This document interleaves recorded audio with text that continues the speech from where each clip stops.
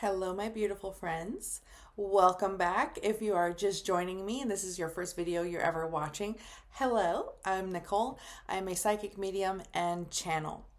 So today we're going to talk about, for lack of a better way to say it, ghost stories or my experiences feeling spirits around me.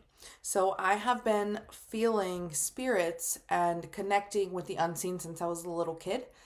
And now I do it professionally, but so much has happened in between the time that I was a little kid and right now. I've had so many different experiences, and I spent most of my life not understanding my gifts or even knowing that I had them. So I thought to myself, why not make a video about this? We've all kind of had weird experiences and we kind of push them to the side and don't realize that these are symptoms of psychic gifts. So today we are going to be talking about all of my weird ghost experiences I've had since I was a kid up until now. So I hope you're ready for it. I shared a story on Instagram on a reel. It was like a short story about one of my experiences, and everybody seemed very interested in it. You guys had a lot of questions, so I thought to myself, let me just make a whole video. And I asked on Instagram if anybody had any questions about mediumship or my experiences with spirits, and you guys had so many questions for me, so I'm going to be doing a Q&A today as well. So let's get into it. So I kind of made notes in my phone and I wrote like a bunch of my experiences so I did not forget. So I'm going to be staring at my phone on and off through this whole video. So the first thing that I remember experiencing as a kid was hearing voices in my house when I was sleeping, like when it was time to go to bed. And I'm 36, so when I was a kid, we didn't have phones or tablets. So it was just like me experiencing life without any distraction. So I think that also had a lot to do with why I was able to perceive these things, because I was just alone with myself and the universe. So I remember vividly hearing voices saying my name from the kitchen. So I would be in my room and I could hear them saying, Nicole, Nicole, Nicole, but it felt like it was coming from another room. Now, mind you, there's no way that I was able to hear from the kitchen because it was far from my room and the door was closed. So I actually just realizing that right now, that there's no way I could have heard anyone calling me from the kitchen, but I knew something was telling me that that's where the voices were coming from, was from the kitchen. I also recall being little and sleeping in my own room, and I did not want to sleep in my room by myself because I could feel things in the room with me when I was trying to go to sleep. Whether these things were good or bad, I didn't know. I was a kid, and so it really didn't matter. It was just so scary to me because you're not supposed to be able to feel things. So I remember feeling something standing in my room, and now that I think about it, it feels like a shadow person or like just an outline of a person. And at that time, that was very scary to me. So I would cover myself with the blanket, I would pull it over my head, and I would say, as long as I'm under here, nothing can get me, no one can get me, I'm safe, and I know it. And so I remember like so many nights I used to fall asleep like that with the blanket over my head because I was afraid and I was hearing things and feeling things. So I also recall seeing things out of the corner of my eye, or like seeing someone walk by and I would look and there's nothing there. So that happened so many times throughout my childhood. And luckily I grew up in a spiritual home and my mom was like, yeah, I see them too. And so I kind of understood that there was a spiritual world. I knew that it was there, but I did not understand the extent of my gifts at that time. And I think that's for a very good reason, because as a child, it's kind of terrifying. Like, how can you be a kid and have fun and go to school and do the things you need to do if you're seeing dead people all the time? So my first real experience, aside from hearing and like feeling things, was when I think I was like 14 or 15. I took a job at the mall, and I grew up, mall was in the neighborhood that I grew up in, so I was very familiar with it.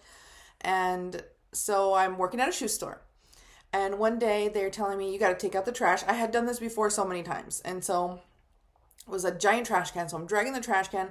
And when you go into the mall, there are these hallways. If you've ever worked in a mall, then you know. There's these hallways that are really not for people to access, like shoppers. So it's like a really long, totally empty hallway. And it's very lit and everything, so it wasn't dark. And so I go to take the trash out. There's nobody to be seen anywhere. So I'm outside, I take the trash out, and I'm walking back with the giant thing that I took the trash out with. And I'm walking back through this hallway, and all of a sudden, I smell the strongest cigarette smoke. And I'm in the hallway. There's nobody anywhere around me. There's no doors. It's just me in this empty hallway. And I smelled this like abrasive cigarette smoke around me. And I was like, ugh, what is that? And then I felt like a heaviness, and it felt like everything around me started happening in slow motion. It's so difficult to put words to the experience, but it felt like everything started slowing down. And then I'm walking and I'm like, what the hell is this? What is going on? And the hallway in front of me, kind of like in a spooky movie or a dream, it starts to stretch out and starts to stretch, and it looks like an eternal hallway. And I was like, oh my God. And I ran so freaking fast. Let me tell you, I left that thing there that I was taking the trash out with. I left it right in that hallway, and I ran, and I was like, oh my God. And I was so terrified. So that was like my first real big experience. The next time was when I was around 19 years old. I was with my boyfriend at the time, and we were on Melrose going shopping. I don't know if you don't live in California, you might not know about it, but it's just like a super fashion-y place to hang out that a lot of people hang out here in LA. So we were shopping, and the street has a bunch of stores on it, a bunch of vintage stores, like, cute stuff. And so the sun's going down. It's, I would say maybe 7 or 8. And I'm like, this store looks so cool. Let's go inside. And it was like a open air vintage furniture market. And there's no one else in the store, aside from the owner of the store and us. And we're walking through the store, and I'm like, this is so cool. Like, I love these things. And I'm walking through the store, and all of a sudden I feel like someone or something staring at me. And I felt it like on this side of my body, like people looking at me, but there was no one there. And again, that same thing happened, the heaviness and the slowing down. Like, it felt like reality started to go in slow motion. And I was like, oh God. And I felt like a pressure in my chest, and I was like, I need to get the fuck out of here. And like, we ran out of there too. And it's so funny because at the time I was like, like I could feel that there's ghosts in there, but I didn't connect the two. Like, I didn't realize that I could talk to them and that they had something to say. I don't know why. It never crossed my mind.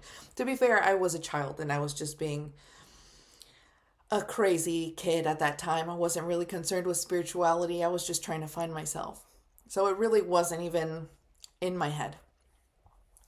The next experience was when I was, I would say like 27. And I was staying the night at a different boyfriend's house. At the time it was my boyfriend. Now we have a son together. And so I had stayed the night at this man's house so many times. I had stayed there so many times. It was a little eerie. It was an older house. It was a little spooky, but it didn't bother me at all. And so at the time when I started spending the night at his house, he was my boyfriend. But when that night I spent the house that I felt the ghost, we already had a kid together. Our kid was sleeping in the other room. And so I'm laying in the bed, and I'm like, what is happening? It's dark. We're going to sleep. I feel something standing next to me. I felt like a man standing next to me, staring at me, just looking at me. And I was like, do you have a ghost in your house? And he was like, yeah, you'll be fine. Just ignore it. And I was like, you don't think you should have told me? That's something you got to tell somebody before they spend the night at your house. And he was like, oh, don't worry about it. It's okay. Just ignore it. And in my mind, I'm like, oh my God, please don't. I'm not here to hurt anybody. I just want to sleep. I'm sorry I'm in your space. I was like telepathically trying to tell the ghost, like, please leave me alone. I'm so scared. Don't bother me. And so eventually I went to sleep. And then, by that time, I'm figuring out that I can feel ghosts. So let's see, what's next? Oh, this is when it starts to get really intense. And I can recognize now throughout my entire life, my gifts have been growing and growing and growing and growing. And I like to think of it in a way that it's almost like my life has been breaking down, or I've had so many rebirths and horrible things happened to me, but I know that those horrible things were stripping away every part of me that wasn't me. And so the older I got, the more my gifts became stronger and stronger and stronger. And so when I was around 30, I was driving to my grandma's house, and I'm just driving a car, just normal, and I'm at the stoplight. I'm the only one in the car. All the windows are up. So I'm at the stoplight, and I smell a human being, like a human man's sweat. And it smells like they're literally sitting in the car next to me. And I was like, what is this? I looked around and I was like, is the window rolled down? Is there somebody on a bike next to me? There was no one there. And then this wave hit me. It was like an energetic impact that hit me, and all time stood still, and I saw memories of me and my grandpa, of him picking me up from school, of just so many memories from when I was like 4 and 5 and 6 that I had completely blocked out of my mind. And he had passed away, I think, how old was I? Maybe like 16. And so at this time I'm like 30 years old. And I just started crying and crying and crying hysterically. I didn't know why. I had no idea why I was crying, but I just like felt the presence, and I literally smelled him like he was next to me. And so remember, I was on my way to my grandma's house. And so I get to my grandma's house, I'm crying hysterically. And I'm like, oh my God, Grandma, I had this experience, and I saw my grandpa, and I felt him, and I smelled him. And she was like, oh, honey, I think you have a gift. And I was like, what? I don't understand. And so she was kind of the first person that ever knew about my gifts and that helped me understand that I do have a gift. And then the same grandma, she's very special to me. She was very special to me. She passed away when I was 32 to like the day after my birthday. And so she was, I think, 87 years old. So it was like a slow death, and she knew she was dying. And so I would go visit her, and I would rub her feet because her feet always hurt. So I would rub her feet for her, and we had just such a close connection. For me, she felt like a living spirit guide. But at the time, it felt like she was the only one that ever really loved me in my life, and I felt that love. So I was just there with her, doing my best to take care of her and soothe her, and I didn't know how to deal with talking about death with her, because all of my grandparents that I witnessed their death, it was kind of quick, and I wasn't in an emotional space to be there for them in the way that I was there for her. And so one day I'm rubbing her feet, and I'm getting sad because I know she's leaving and she means so much to me. And I said, well, I just want you to know that I'm going to miss you so much. And just saying this is making me emotional. I just want you to know that I'm going to miss you so much. And she says to me, oh, I'm going to haunt you. I'm not leaving you alone. I'm haunting you. And she was like saying it in a funny way. And I was like, okay, well, that's good, I guess. And so a couple months after that, she passed away. And I missed her so much. It was like probably one of the hardest deaths I've ever experienced. And so I remember being in a really, really difficult emotional place at that time. Now I can look back and understand that I was going through my awakening. But at the time I did not understand. And I was alone. She was gone. So I didn't really have anybody to talk to. And so I decided to make an altar for her. And the altar thing is something that I've experienced my entire life because, like I said, I grew up in a spiritual home. So I've always seen altars everywhere around the house. So I decided I'm going to make an altar for her. She left me a bunch of jewelry, a bunch of her stuff. So I made a little altar. I put her picture there. I put her makeup there, anything that I had of hers. I made her a little plate of food. I put a candle, I put water, and yellow flowers. Yellow was her favorite. And very quickly after that, I started to smell her perfume. She had a very specific perfume that she didn't wear any other perfume. So I started to smell it, and I was like, okay, like, is her stuff somewhere around here? Because I had a lot of her stuff and it all smelled like that. And it's so funny now that I'm talking about it, I can smell it and I have chills all over my body. So I was smelling her perfume and I kept seeing in my mind her giving me baths when I was little. And so these baths were different from a regular bath. It was like baths with herbs and flowers and salt. So they were like energy clearing baths. They're also called limpias. And so I kept seeing it in my mind. And the thought, it felt like it was harassing me. Like it wouldn't leave me alone. I couldn't get the thought and the vision of her doing these baths for me. I couldn't get it out of my head. She used to use this specific stuff. It was like a lilac flower perfume and it was like really dark indigo blue. And she used to put it in the water and I remember I loved it so much. And so I kept seeing that, the blue water and the flowers. And one day I was like, I can't get this out of my head. Let me just go do the stinking bath because it seems like she's harassing me. She's bugging me with this bath. And I recall earlier that day or a few days before, I had gone to the mall and I felt really sick after. I had a stomach ache really bad and I just wasn't feeling right. And so I did the bath and instantly after the bath, that feeling in my stomach that I was feeling completely disappeared. And I was like, what the heck? I love this. I'm going to start taking these baths every damn day. This is the only thing that's making me feel better. And at the time I was on and off of medication because I thought I was depressed. I thought I was anxious. I thought I was mentally ill. And those baths helped me more than the pills did. So I was like, okay, let me just continue this. So I continued doing those baths, and then eventually I started to feel her, like she was hugging me. I felt like she was hugging me. And I just remember so many nights I would just cry and cry and cry. I couldn't hear her voice, but I could feel her and I could smell her. And then I continuously did those baths. And one day I had a spontaneous Kundalini awakening in the bathtub.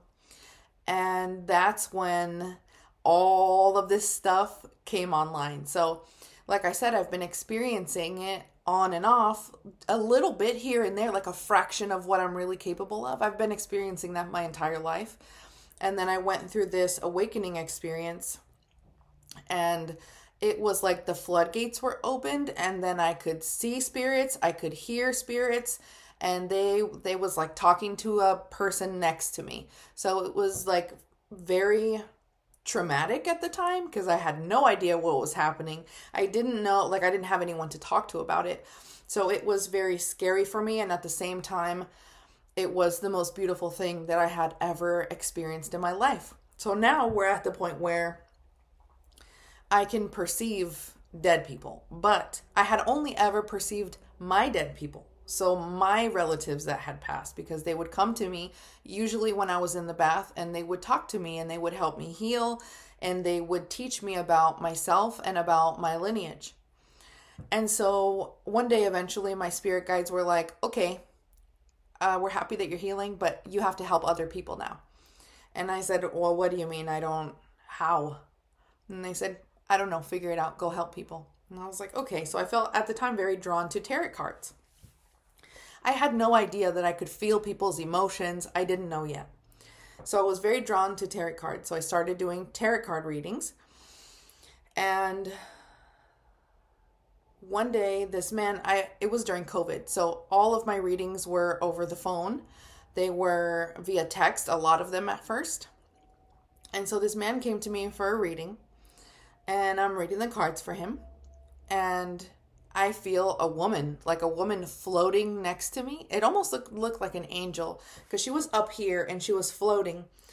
And I felt the sensation of loss, of pain and loss. And she was just there floating next to me. So I asked him, did you lose somebody close to you? There's like a woman here. And she says that she loves you very much. And he said, yes, my wife died a couple of years ago. And they had a bunch of little kids together. And so after he confirmed that to me, it's like it opened a door of confirmation, almost like a belief that I was doing that thing, that it was real. And it opened a door for me. And then she started talking to me. And she was like, tell him that he's doing such a great job, that he's an incredible father, and that I love him so much. And I really want him to move on and find somebody beautiful. And so I told him that. And he said, thank you so much. I was really struggling. I didn't want to move on because I didn't know if she would be upset if I did. And so not too long after that, I saw him on Instagram posting with a lovely woman, and they looked so happy. And so that was like my first experience actually communicating with the spirit for someone else. And that was super awesome. And so what would happen, every single tarot card reading I would do, I would be able to feel that person's emotions just by looking at a picture of them. I could feel their emotions. I could almost see, it was like a movie was playing in my head of what they were going through. Maybe pain that they experienced as a child that they were not over. And so I was like, oh my God, I can do all these things. This is crazy. And of course, at first I did not believe it. So I would ask them, did you go through this? I feel a lot of pain in this part of my body. I feel so sad. Did you experience this thing? And they would confirm every single time. Yep. How did you know? This is crazy. You're so on point. So eventually I realized I didn't even need the tarot cards. And for almost every person that I would connect with and do a reading for, there would be a loved one. There would be someone that had passed or a spirit guide of theirs every single time. And so I kind of taught myself how to speak to them and how to connect with them. And it's almost like we spoke different languages sometimes. So they would show me pictures. The spirits would show me like a memory between them and the person that I was speaking to confirm to that person that this was real, that I was actually connecting with their loved one that had passed. So what they do is they provide evidence because they want that person to know that it's real. Because there's some magic that happens when they understand they're actually in communication with that spirit. It opens them up to communicate with that spirit on their own. It's actually really amazing how the human mind works, because your belief in something is what allows you to have that experience. And so,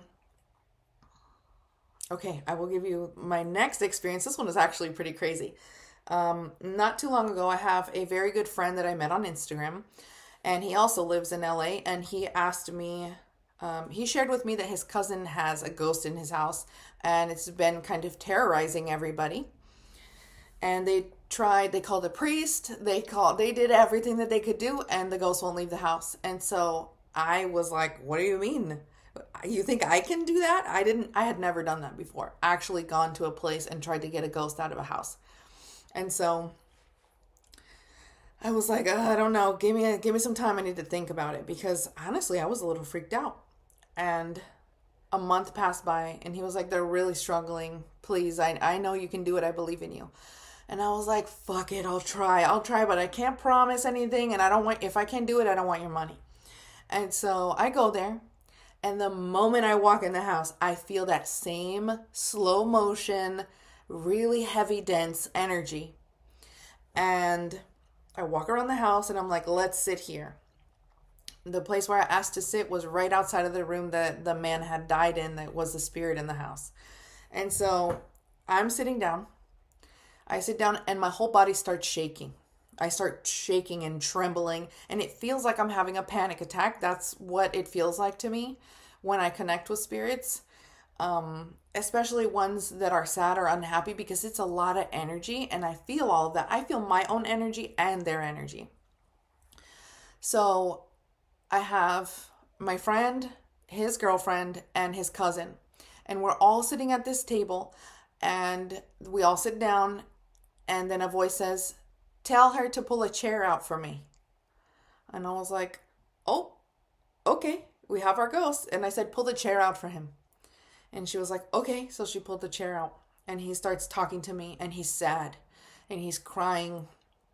And the ghost says, or the spirit says to me, can you imagine how I feel in this house watching this happy family, and nobody can hear me and nobody can see me? I'm trapped here.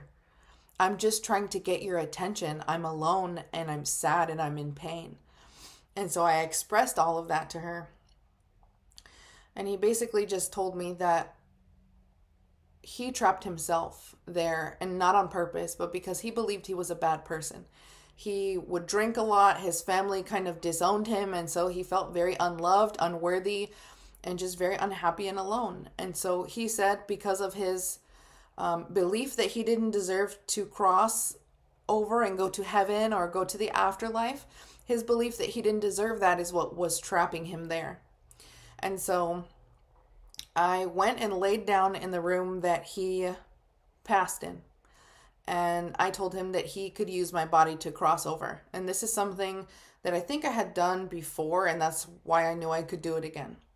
And so I laid there, and what happens when I do that is I allow that spirit to come into my body, like for me to embody that entire consciousness alongside mine. And so I it wasn't me expressing it, but he expressed that he just needed to be forgiven. And so I offered him forgiveness. He filled up my body, and I cried and cried and cried. And that was him letting go of the pain that he had and the belief that he didn't deserve to be free. And then he left my body.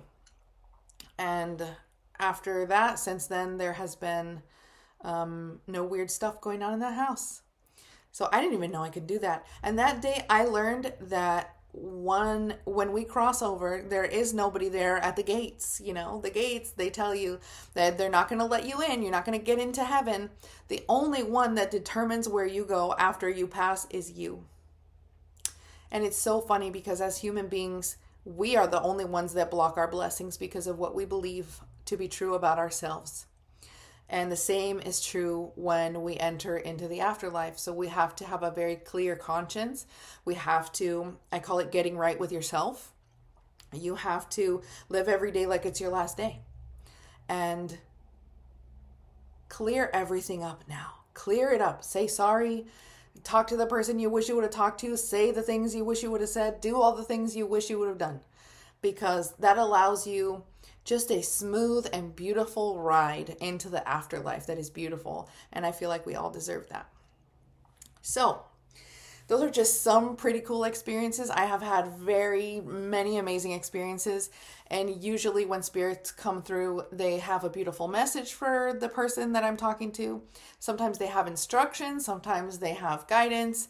And it's always really beautiful. And one thing that they always tell me is that all of the people that I have helped, their spirit guides are now my spirit guides because I did something nice for someone that they love. And so now they protect and take care of me.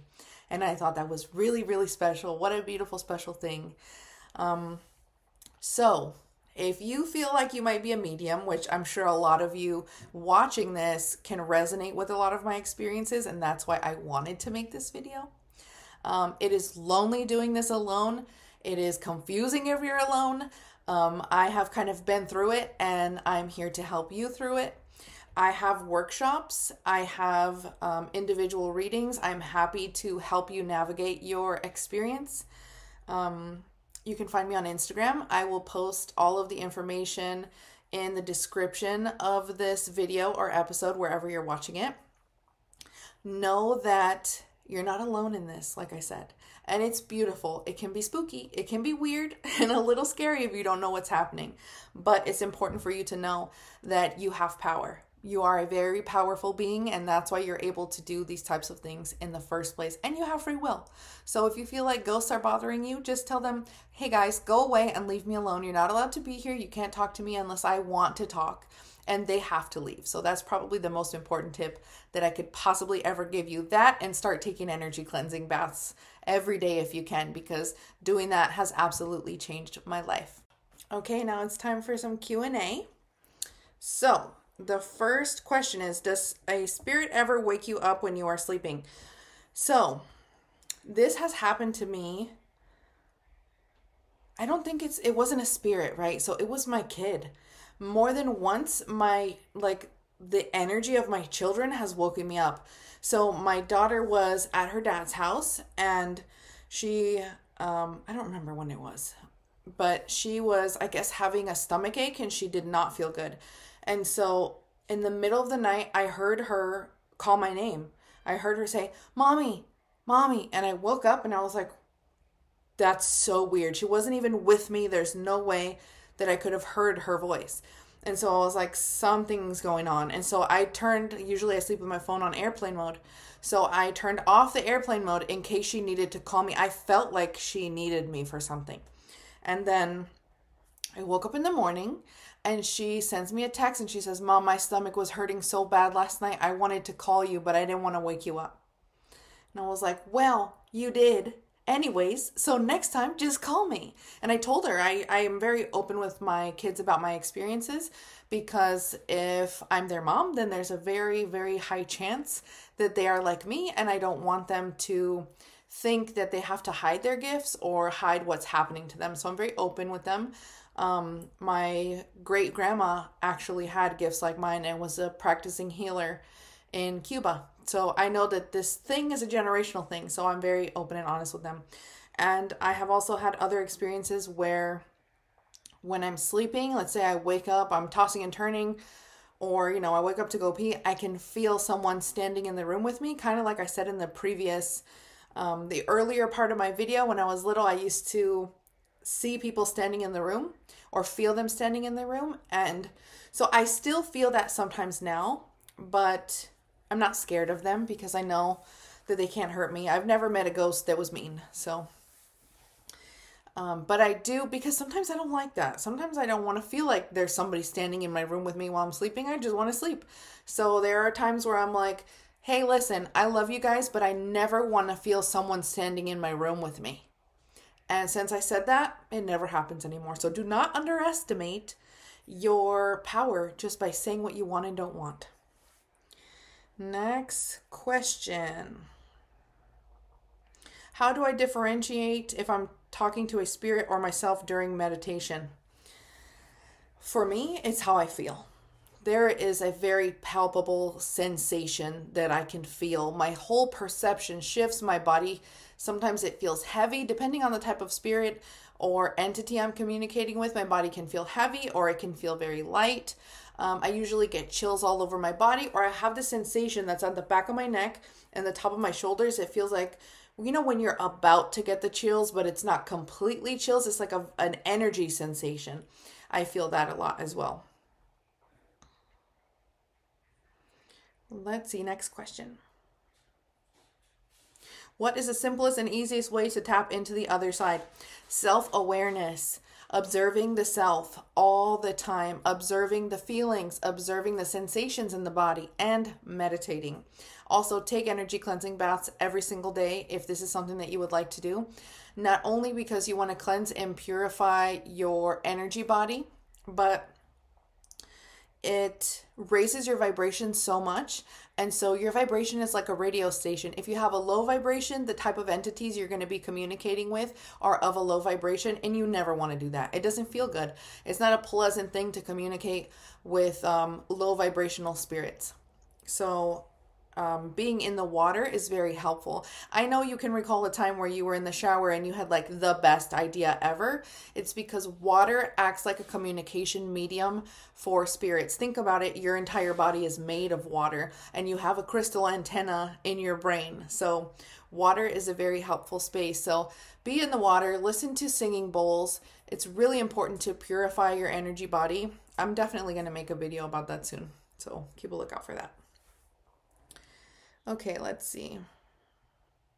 I see several orbs in a video of me. How do I know if they're positive spirits?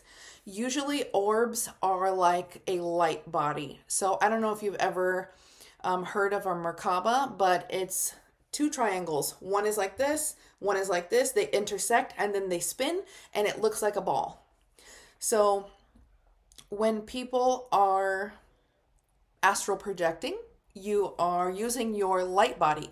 So it's not only people that have passed that can have a light body. Sometimes they are literally ETs. Sometimes they're angels. Sometimes they are higher dimensional entities. And sometimes they are just living people that are in their Merkaba floating around. So, but if it's like something negative, it usually looks dark. Like you will see a dark shadow or it's usually something dark. And my spirit guides told me this the other day. They said your discernment is your protection. So you need to really be able to trust yourself and trust how things make you feel. It's kind of like this. Imagine if a person, a human person, physical, is in your face and they're lying to your face. I don't know about you, but I can tell. Something's like, this is wrong. This is off. I don't believe you. Something's fishy here, right? So you get that feeling.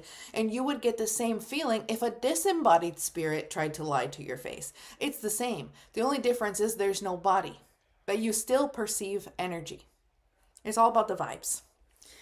Okay, let's see. Do you have any routines to connect to your guides every day? I do not connect with my guides every day. And even if I tried, sometimes they're like, girl, leave us alone. Haven't we taught you enough? Like, it's time for you to go human.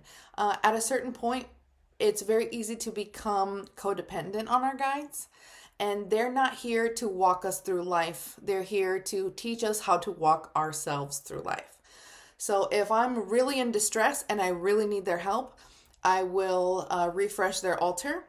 I will take an energy cleansing bath.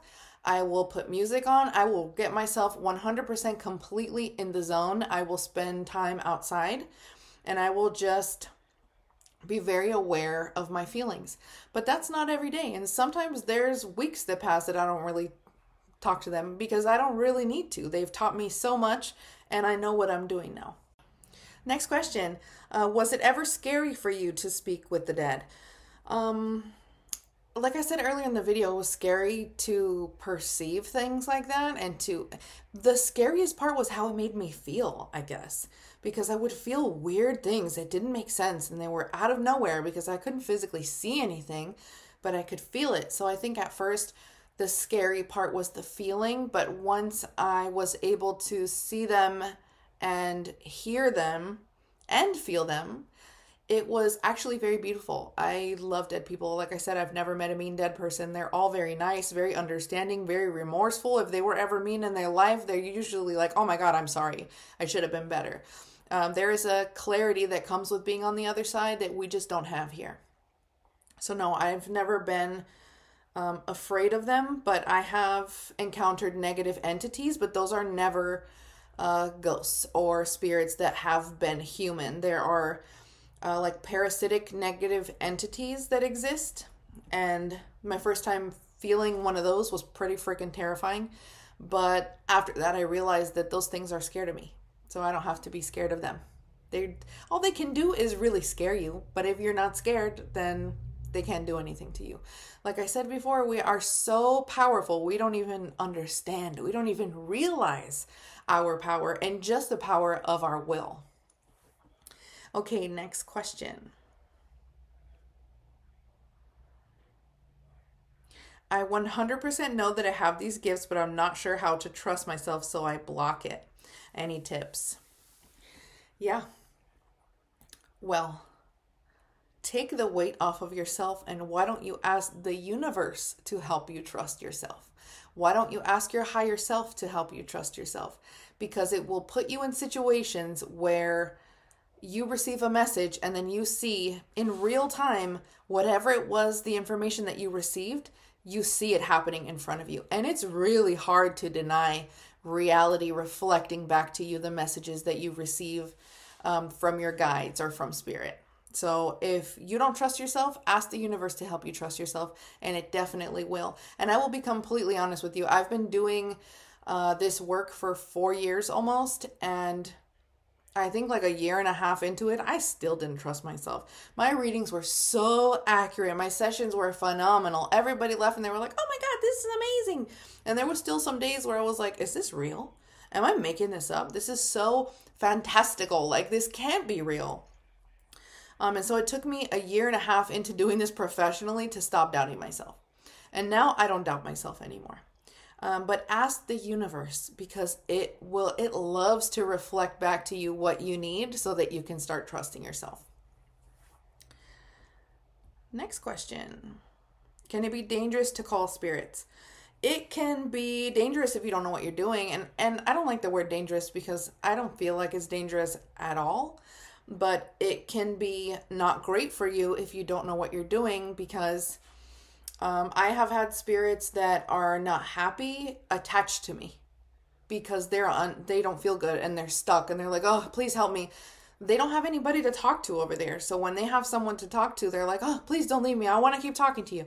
So I remember one time I did a session for someone and I didn't clear my energy after. I didn't take an energy cleansing bath. And so I felt like I slept next to this lady the whole night. Like she was there with me. She would not leave.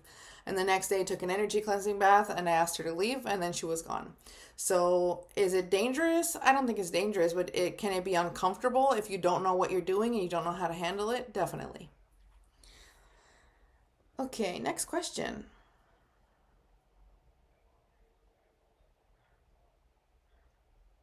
How to detach from the heaviness of spirits. Tell them to go away. But do it with love, right? Because if somebody's in your space and you're not comfortable, you would say, excuse me, do you think you could move over there? Please, you're a little too close to me. You would just be nice about it. And it's very, very important if you are like this to learn how to say what you want and do not want. Because your divine will is expressed through your words. So I did a spirit circle the other night. It was amazing.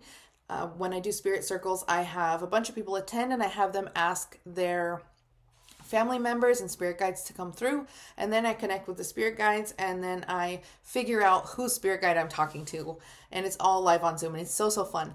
But there was so many spirits in the room with me. It was like 40 plus people on the Zoom, and so they called all of their people and I was like, whew, I was sweating.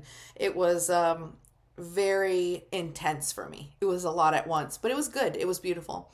And so after, they were still hanging around and I was like, hey guys, I love you all so much, but I can't do this anymore. I am finished for the day. You have to all go back to source. You can go back where you came from. Thank you so much for being here and I love you. Bye. And then they leave. And it's really that simple. And then I always take an energy cleansing bath. It's not only because I want to clear myself of the entities and the spirits around me, but again, I absorb and I take in energy from other people. I kind of think of myself like as a vessel. So when I'm in communication with anyone, a spirit or a living person, I become filled with that person's energy. So I have to cleanse my energy of that person's energy. So energy cleansing baths every day. Energy. Let's see. Next question. Have you ever seen things physically move in your house? Yes, I have. Ooh, this is a good story. I left this out. Remember I talked about my grandma that was passing. So this was around the time that she was getting ready to go. And I was in my kitchen, in my house alone, and I'm cooking eggs. And so I put the spatula down and I turned to look at it, and the spatula, the frying pan, right? It's circle. The spatula was balancing itself, floating on the side of the pan. And I looked at it and I was like, this doesn't look physically possible. Like, this doesn't look right to me. Something's wrong here. Because a spatula, it has a big side and then it has this little stick handle. So there's no way that it could be balanced perfectly like that on a frying pan. This is weird. So I was just like, I'm going to walk away from this. I don't know. I'm going to walk away. And if I come back and it looks different, I know it's a ghost or something. I turned back around and the spatula was sitting down normally. And I was like, holy shit. Oh my God, that was crazy. And so then I go to my phone and my phone's ringing and my sister calls me. And my sister's saying, Grandma is saying that our grandma that passed away a long time ago wants to say sorry because she didn't take good care of you. This was my grandma that passed. I had a lot of grandmas. This is my other grandma that passed away from cancer when I was like 17. And I stayed with her for a little bit and then I left, and I think that she felt guilty that she didn't keep me there and take care of me. And so she communicated through my grandma that was about to pass that she was sorry that she didn't take care of me right after I saw the spatula. So I think that she did that so that I would know that it's real. Ooh, that was a crazy one, but it was pretty cool. But yeah, I've seen stuff move all the time. That same grandma knocked a painting off the wall. It's so funny. The painting is on the wall right in front of me. I had an altar that I had set up for all of them, but I didn't have a picture of her. And so I was like, I wonder if she's upset about that, because the painting that she painted, it just flew off the wall. And I was like, okay, girl, I'm going to get a picture. So I got a picture of her. I put her on my altar. No more stuff flying off the walls. I'm sure there's more that I experienced, but those are just the two that are really standing out to me. And keep in mind, this was really getting close to when I started to go through my awakening. Okay, let's see what else. How do you clear your house of entities? This is a great one. So I get salt water. I have this. I make this. This is an aura spray. There's crystals, there's sea salt, there's essential oils in here, and distilled water. You can make it by yourself. I will put the link in the description if you want to get the one I make. But what you're going to do is you're going to get some sea salt and water, and you're going to put it in a little bowl or use a spray bottle like that and spray your whole entire house and say, I demand that all entities and energies that do not belong here leave now. You're not allowed to be here. You're not allowed to bother anyone in this house. So you just repeat that around the whole entire house, and then they're gone. It's really pretty easy. I think in our minds we make it harder than it is. Next question. How soon can I contact my mom that passed? There is no time. There's no wait time. There's no amount of time that you have to wait. I think the best way to communicate with them is to create a little altar space, put things that she would love there, and talk to her. Sit there and say, Mom, I miss you so much. I want to feel you. I wish I could feel you around me. Just please communicate with me. Send me a sign. Come to me in my dreams. Let me know that you're here. And magical things will start happening. Don't forget to take those energy cleansing baths, because the higher your vibration, the easier it is for you to communicate with her. Next question. Can spirit communicate by hearing your own voice talking to you? So I think that what you mean is you might be receiving telepathic communication. So when you're receiving telepathic communication, it sounds like your own voice. It sounds like your voice, but it's not the same tone. You don't use the same words. So it's like someone else is talking to you, but it sounds like your own voice in your head. And yes, that's how they communicate with me as well when they are using words. A lot of times they use pictures or they use symbols. Let's see, what's the next question? Do you recommend anything specific for your ancestor altar? Yes. So for your altar, you must have a large glass of drinking water. I recommend having a candle. I recommend having flowers and anything that your ancestors would like. So if I'm making a beautiful, fabulous dinner, I make a little plate like this. I make it cute, like as if I'm serving an actual human being, like they're alive and I'm giving them the food. And then I put it there for like 24 hours and then I toss it. But really, they will tell you what they want. Like they will put an image in your head and you'll think, oh, what a cute idea. But it's not you. They're giving you the idea. Beautiful. Next question. Is it like the movies? Do they randomly show up and scare you? No, it's not like the movies. It is not like the movies at all. And I'm actually a little upset about the way things like this are depicted in movies, because I think they try to scare us on purpose so that we stay away from our abilities. Because think about it. If you can perceive the unseen, you know things. And if anybody is trying to manipulate you, they don't want you to know anything. They don't want you to be able to see past that manipulation, if you know what I mean. So I think that a lot of times there are lies and a lot of misleading things in movies. Although there are some movies that are great. Like it makes perfect sense and it's exactly how it is. But there's a lot of them, like the horror movies, it's not like that at all. Next question. What is your biggest challenge or difficulty and how do you deal with it? I would say the biggest challenge and difficulty is how tired it makes me. It really depletes me of my energy a lot of times being like this. I have learned a bunch of ways to deal with being so sensitive and how to cleanse my energy.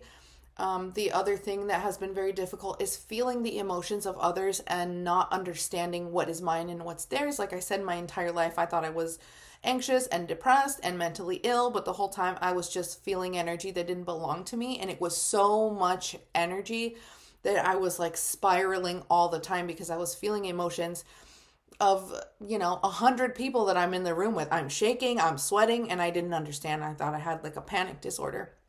So that was probably the most difficult part. I did make, I called it an empath survival guide. It's a mini course for people that are like me. I will link that in the description as well so that you can find that. I list all of my my guidance for people that are like me, how to deal with having so much excess energy that doesn't belong to you in your body. All the tools and tricks that I have figured out over all of this time are in there. So it has been so lovely sharing this with all of you. I hope that you find some value. I'm pretty sure that a bunch of you are going to resonate with this.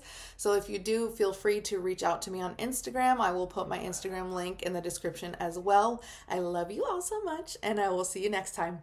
Bye, everybody.